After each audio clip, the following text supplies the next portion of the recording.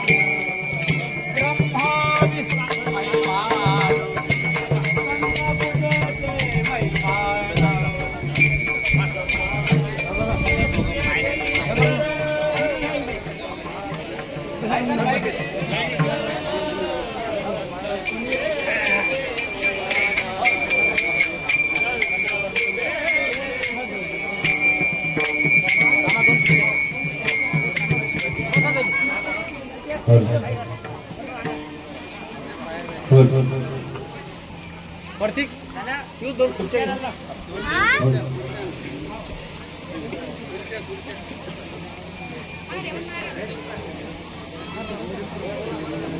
प्रकारचं आराध्य दैवत विठोबा रुक्मिणी विश्व सम्राट ज्ञानेश्वर योगीराज संत गजानन महाराज हिंदवी स्वराज्याचे संस्थापक छत्रपती शिवाजी महाराज हिंदू सुद्या महाराणा प्रताप आदिशक्ती मुक्ताबाई श्री सद्गुरु मात श्री नर्मदे हर जटा शंकरे हर सियावर रामचंद्र भगवान की जय उमापते महादेव की जय।